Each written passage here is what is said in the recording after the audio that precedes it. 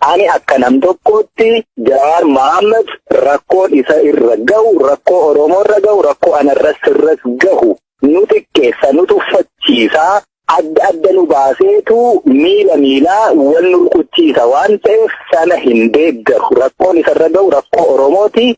Ammoo haqaan dubbachuu barbaadu. Yeroo hundumaa gaaffii nam tokkee fi gaaffii mirga waloo kan sabaa adda baasnee ilaaluutu nurra jira. Yoo Jawaar ammas achumatti diinga keessatti waan waliin fixannee waan barbaannu arganne sabni rakkoo hin qabnu malatti dacha'uu jedhee dhiigni dhangala'ee gatiin isaa maalii ka jedhutu gaaffii namatti ta'a.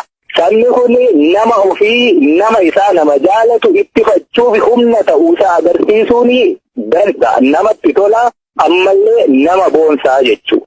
Garuu gaaffii nama tokkee fi guyyaa guyyaan hiriira bahu moo gaaffii mirga abbaa biyyummaa fi bilisummaa sabaa kabachiifne rakkoo har'a keessa jirru kana keessa wal baasuutu furmaata ka jedhu irratti ka Oromoon wal ta'ee dhaabbachuun itti jiru.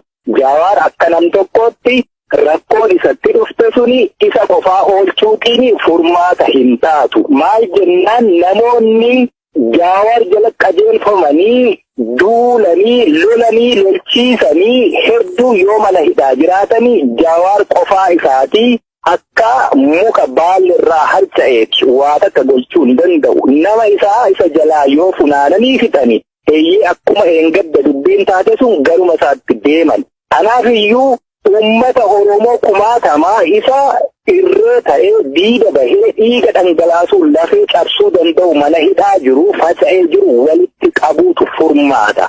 Kana kan ani jechuu barbaadu. Akka biraatti OPDO keessa waanta jiru jira. Kaleessa nuti saban bilisoomsine OPDOdha Tigree jalaa baasne malee qabsoon karaatti hafee yookaan immoo warraaqsi inni gatate isa kana. Warraaqsi gatate kun immoo qabsoo fi qabsaa'ota Oromoos kolaasuuf aggaammatee ture. Kana keessaas aktiivistoonnii fi gaazexeessitoonni akkasumas warri miidiyaa yookaan sooshaal miidiyaa adda addaa irratti waa babarreessaa turani kolaafamuu qabsoo fi gatatu warraaqsa kana keessaa harka qabu jechuudha. Saba bal'aa dhiiga dhangalaasisana miti kan karaa irratti dhaabbate. Kani bakka tokkotti yookaan kutaa walgahii tokko keessatti nama 50 walitti qabee bilisoomne jedhee uummata isa bal'aa harkii fi miilli cite mana hidhaa keessatti dararaa arge ture sana miti jechuudha. Sagaleen isaa inni sun ukkaamamee hafeetu dabballoota sagalee xiqqoo garuu immoo miidiyaa argatuu danda'antu sana jedhe waan ta'eef. Warri akkanaa kun ammas sabatti deebi'anii gaaffiin sabaa inni xumuraa guduunfaan bilisummaa walabummaan biyyaa deebii akka hin arganne burjaajii keessaa saba baasuu qabu. Konfiyuuzii nama gochuu akkasumas jaalala sabaa sana abiyuus gochuun irra hin jiraatu. Sabni rakkoo keessa jira. Warraaqsi keenya gatateera. Qabsaa'onnii fi qabsoon keenya kolaafamuuf itti aggaamame immoo maqaa waraana bilisummaa Oromoon kolaafamuurraa hanqafameetu jira jechuudha.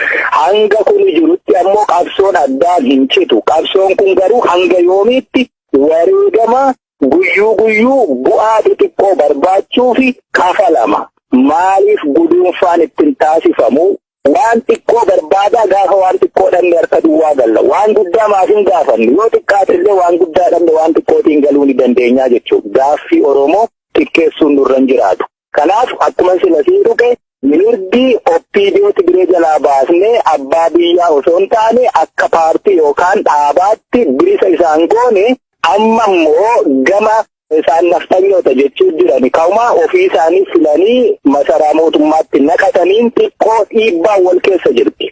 Amma Tigireerraa bilisa bahani Amaararraa akka bilisa isaan baasnudha dhiiga nu dhangalaasisuu fi waan tolfames natti fakkaachuutti jira jechuudha. Namoonni haala akkanaan qabsoo Oromootti taphatan kuni harka irraa dachaafachuu fi gara sabaatti deebi'anii gaaffii sabaa guddaa kanaaf deebii kennuu qabu. Kanaafiyyuu Oromoon amma fincilarra jiru kuni inni kaleessatti qophaa'aa ture garuu akka tasaa balaanii Jawaarra aggaamame jedhameetiniin saba gadiyaasa kuni mirga abbaa biyyummaa saba kanaa argamsiisuun goolabamuutu irra jiraata. Yoo sana ta'uu baate OPDO achumatti wal tuttuqaa qabdu fincila kanaa wal qabattee xiqqoo dhiibbaa taasiftee mirga ofii qabachiifachuu fi adeemtu sana kabachiisnee dachaana yoo ta'e ammas borus iftaanis duuti biraa rakkoon biraa hiriira nu baasu hin dhaabbatu jechuun barbaadan. Yaanni ani qabu ejjennoo waraana bilisummaa Oromoo inni kaleessa har'a borus kanuma.